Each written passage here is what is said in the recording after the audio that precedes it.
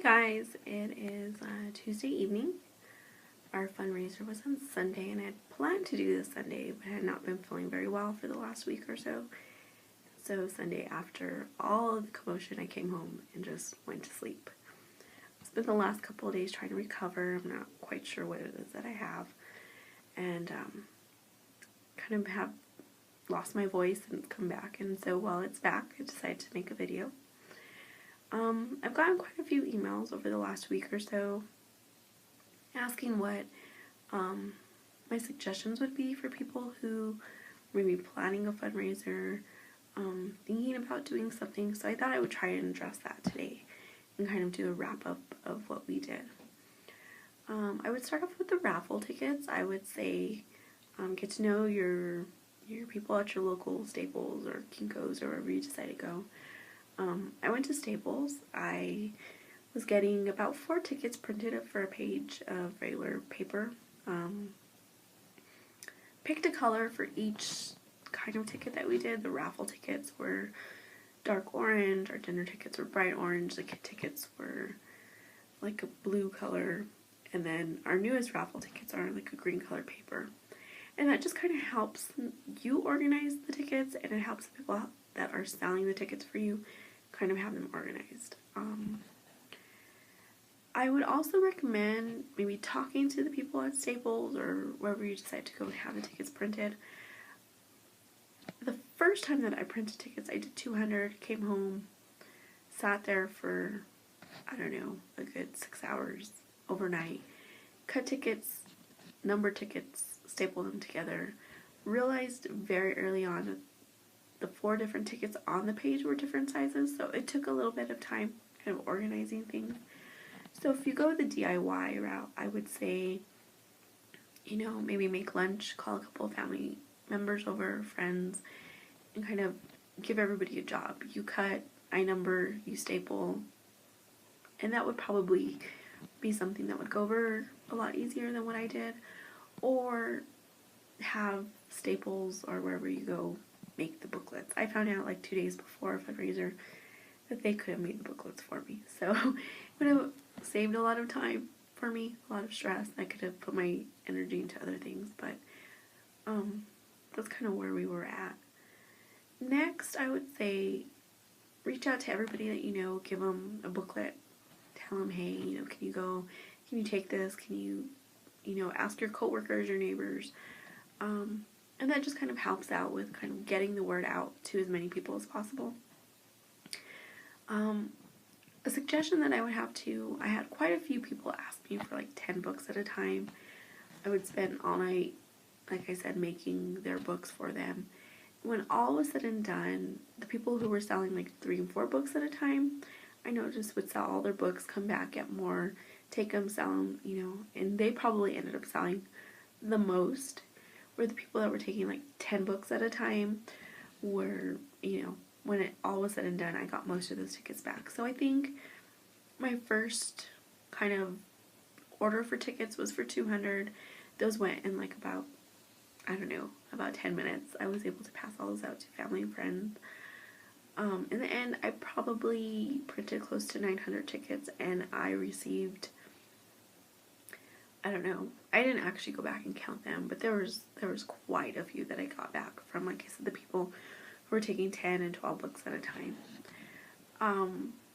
Another suggestion I would make is have a hard deadline on when your tickets and money are due back. Our fundraiser was on Sunday. I asked people to have them back to me on Friday.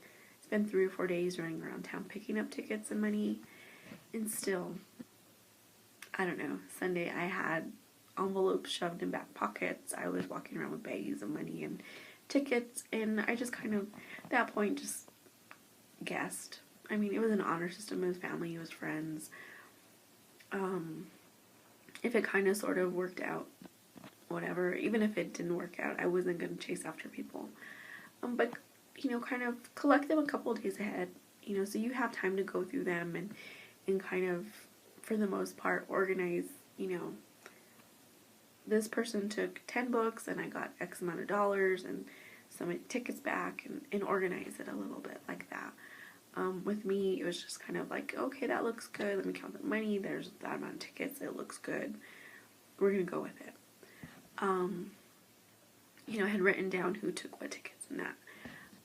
My next suggestion would be to kind of rally together, get a couple people, head over to Walmart, Walgreens, the grocery store, someplace, and go sell your tickets. We were lucky enough, our church was having a craft sale, and my aunts came and they sold tickets for us, and I printed out a flyer and put it in a picture frame and had it on the table.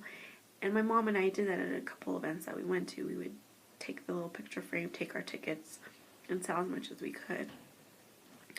It just kind of helps, when you're trying to get the word out. Another suggestion that I would have would be to pick up all of your raffle items ahead of time. Like, a lot of people tell you they're going to make donations and da-da-da. Like, set a deadline for yourself to pick them up. One of the people that offered to donate, I never was able to get in touch with, so I just kind of went and got a couple of items myself and donated them. And that's just kind of basically, with the raffle situation. Next, I would say to kind of delegate things. I was lucky our family and friends all offered to do food. My aunts split up the spaghetti and meatball situation. I had a cousin that made the chicken Alfredo pasta. A friend of ours did the garlic bread. Another friend donated 2 pans of spaghetti and meatballs. And a cousin who did some baked goods. I got up early Sunday morning and did a couple of batches of cupcakes and candy, and my friends had already donated candy for a candy bar.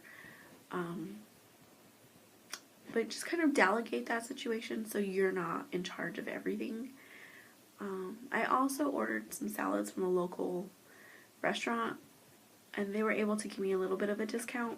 So I picked up a couple of those salads. We did some bag lettuce as well, mixed it all together, and that was our salad. So you got a little bit of everything in there, which helped with the cost. The bread, I went with Walmart. I had called them probably a week before, ordered a bunch of French bread, so that they could also slice it, because they would do that for free for me.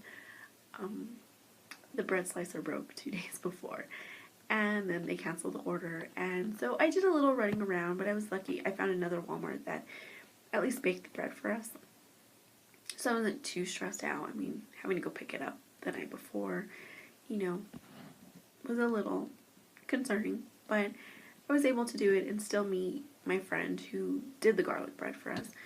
Another thing I would recommend is, in our family, we have a huge family, so people are used to cooking in big quantities.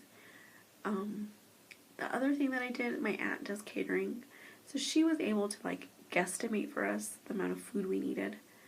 I also had my friend who did the garlic bread is also a caterer, so it helps to get people who, do this, that can come in and they can help you, they can assist you, just kind of get those kinds of things. Another thing that I would suggest is to kind of get a rough number. We had a Facebook event posted to kind of get a number from people.